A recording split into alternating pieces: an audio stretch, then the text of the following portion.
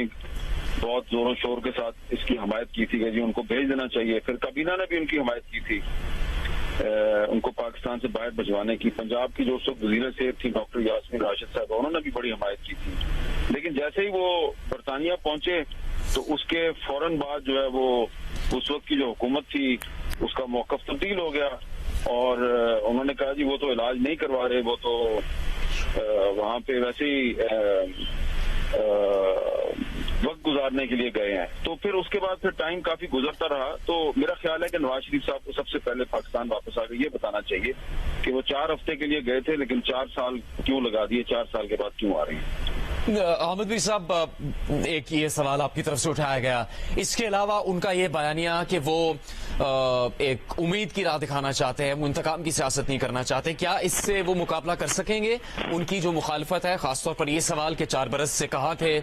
گئے 4 ہفتے کے لیے تھے, اتنے برس پاکستان واپس نہیں آئے جب پاکستان کے حالات بہت زیادہ مشکل کا شکار تھے. پھر ان کے خلاف جو کرپشن کا ایک بیانیہ ہے اور ان کو کرپشن کا مرتکب قرار دیا جاتا ہے مختلف سیاسی جماعتوں کی جانب سے, اس کا مقابلہ وہ اس بیانی سے کر سکیں گے آج مینار پاکستان جلسے سے خطاب کے بعد؟ تو وہ تو اور بھی سیاستدانوں پہ لگائے جاتے ہیں, وہ تو آصف زرداری صاحب پہ بھی لگائے گئے, وہ اور بھی رہنماؤں پہ لگائے گئے. میرا خیال ہے کرپشن ایک اب ایشو نہیں رہ گیا کوئی بھی, اور سب جانتے ہیں کہ نواز شریف صاحب کے خلاف جو سپریم کورٹ نے کارروائی شروع کی تھی وہ پاناما کیس تھا, لیکن پھر ان کو جو سزا ہوئی وہ تو اقامہ کے کیس میں ہوئی تھی, پاناما کے کیس میں تو ان کو سزا نہیں ہوئی. تو کرپشن کا بیانیہ جو ہے میرا خیال ہے وہ اہم نہیں ہے. لیکن جو آپ کہہ رہے ہیں کہ جی جو وہ امید کوئی لے کے آئیں گے یا نہیں لے کے آئیں گے, تو دیکھیں امید تو جو ہے وہ پاکستان میں میری ذاتی رائے ہے, کوئی ہو سکتا ہے اس سے اتفاق نہ کرے. پاکستان جو ہے اس میں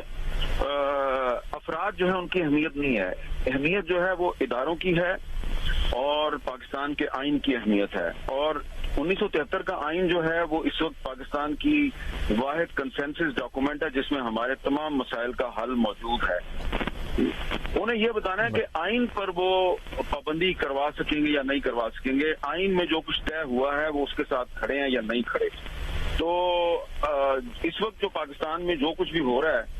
خواہ وہ حکومت کر رہی ہے یا جو حکومت کے مخالفین کر رہے ہیں, تو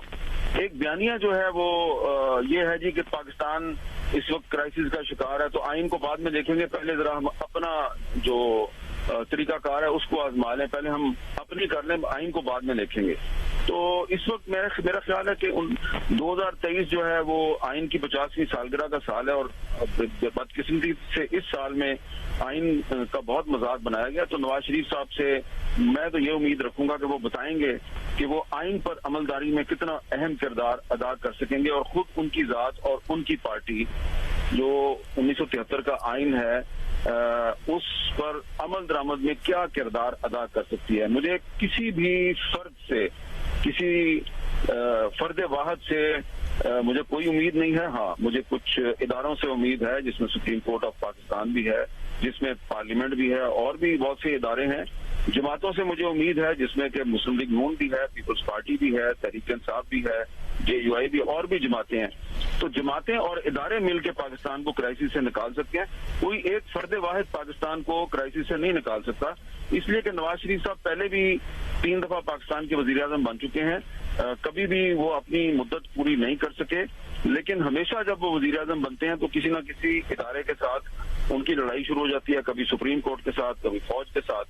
تو اس لیے میں یہ سمجھتا ہوں کہ جب وہ وزیر اعظم بنتے ہیں تو ان پر یہ اعتراض کیا جاتا ہے کہ وہ آئین کو فالو نہیں کر رہے. لیکن اب جب وہ ایک دفعہ پھر پاکستان آئے ہیں اور 4تھی دفعہ وہ وزیر اعظم بننا چاہتے ہیں, تو ہم یہ جاننا چاہیں گے کہ پہلی 3 دفعہ جو ان کی حکومت اپنی مدت پوری نہیں کر سکی اس کی کیا وجوہات تھیں, انہوں نے کچھ